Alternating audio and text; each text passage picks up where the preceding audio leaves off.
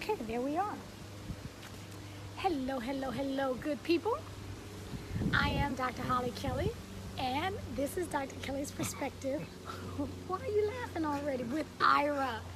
Ira has been gone for a long minute. He kicked me to the curb. Wow. You know that's the truth. He put me down like a bad habit, but he is back in place and has agreed to come and visit us once a week. And so welcome to all of you who will join us. So I've entitled, well, let me first say this. I believe this, that I'm good solo. I'm good. I got a few things going on, but I am much better when I'm with my partner. Who's that? Look at the camera, you see. Okay, so he just makes me better. And so I've invited him on to talk to us about whatever he chooses to talk about. Hey, TC. You know that he's not a talk show host, so they can't hear you. What you say? nothing. Just, Okay, well, he don't have to be a talk show host. I'm not you. I don't have the same filter as you. Okay, so he just reminded me, like I needed reminding, that he is not me. He does not do things the way I do. And what else you want to tell me about the rules?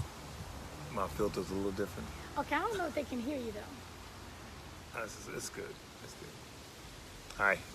Okay, he has a different filter because we got the wind going on out here. So, again, I'm not going to try to stifle him because that would not work very well. So I'll just let him go and do what he wants to do. But I've entitled this perspective, Preparation for Success, because as you can see, Ira has a brace going on here. He had shoulder surgery, and I've watched him prepare for this long before he had the surgery. And so I just want him to talk a couple of minutes about preparing for success. And did you do that? Wow. Wow, what? An impromptu. It's possible, yeah. I mean, preparing for success. Well, I'm gonna keep it simple. Me. It doesn't even take an effort for me to prepare for everything that I'm trying to do. Hey, Neil. And this injury is almost debilitating for so many people. But I took 3 months to train, just to get in shape for the surgery, because I knew there's so many things that had to be accomplished. I mean, you can take from there from what you gain from what you saw. I mean, I can go on and on, but. Well, just go. Don't go on and on. Just go. No. I just believe that it not just the surgery. Just when I get up in the morning, I put my feet on the ground. My feet have a purpose. I have to be going somewhere. I knew I had a surgery coming up, and I have a lot of things I like to do. I'm a very avid golfer. I play golf 4 days a week. I practice 7 days a week, and and I'm always doing things around here.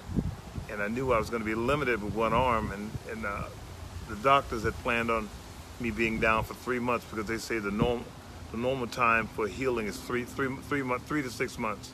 And that's based on the law of average. Well, there's nothing average about me. Oh, say that again, brother. So I knew I took that into perspective, and I started training, cleaning up my diet, dropping all the unnecessary body fat, doing all the research I needed to have my nutritional and my vitamin habits in line, set up all my physical therapy, and I'm 7 days out from my surgery, 7 days past my surgery. And I have 95% range of motion, 23% strength, 35% healing.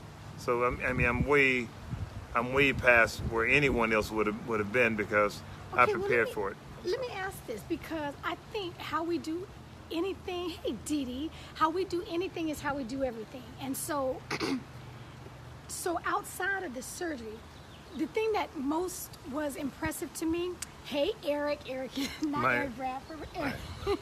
The other Eric. Right. Okay, so the thing that was most impressive to me was his mental preparation, because I think, again, how we do anything is how we do everything, and he just Tell him what I had. I had shoulder replacement, not a rotator cuff. Okay, well, Well, you just said it. Okay.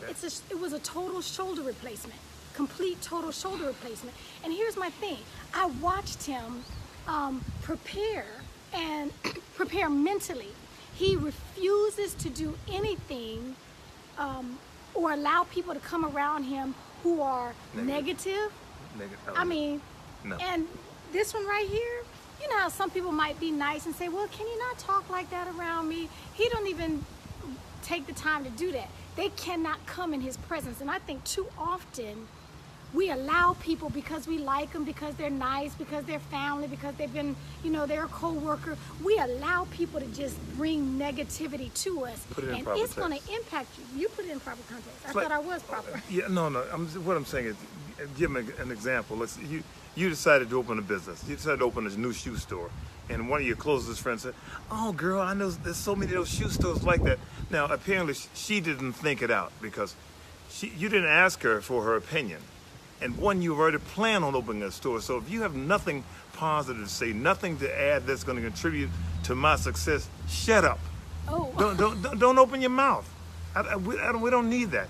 And with my healing, my preparation, I'm around people all the time that know nothing. They think that by them saying, you know, I had a friend that had surgery, and I don't care what your friends had.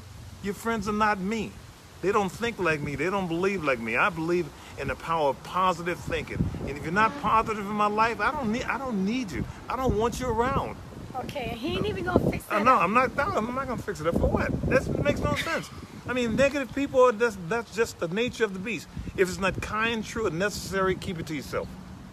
Okay, that KNT, that's how when the girls were younger, that's what, you know, they couldn't just come talking about any old kind of thing. No. It had to be KNT, kind, necessary, true. If you couldn't say yes to that, then you probably don't need to be saying that. Right. But he was serious about that. And he even has clients that he will tell, you can't come in here. Come in here, I'm gonna work you out, don't open your mouth. Because he knows that's just who they are. Tim, I'm not trying to be rude. I'm not trying to be cold, but I have to be who I am as a teacher. I've been teaching fitness and living fitness for 45 years. And so many of us, we teach things, but we don't live it. Yeah, We teach financial planning, we don't live financial planning. We teach real estate, but we don't live it. We have to teach it and live it at the same time. We can't be in one dimension and teaching in another dimension. It doesn't work like that. Those are called hypocrites. I don't play that. Okay, I do not need to reinterpret anything. Oh, Cornell is on watching. That's my Howard. Cornell. Now Cornell, that's one of my best friends in the whole world. Every time I call him, I tell him, hey, Cornell, I'm just calling to say hi. I don't need anything. Because family call you, first thing out of their mouth is, yeah, brother, I need a little loan. Well, that's a different story. That's a different perspective. I love Cornell. So I think the point that I really wanted to get from you, and I got it, was that when we plan to succeed with anything, most of it, I believe this, most of it is going to start right here. This is what I'm saying. Point Yes. two. It's going to start right here. And if I we... see it in the camera. Oh, okay, you got that together now? Okay, so it's gonna start right here. What do we believe about it?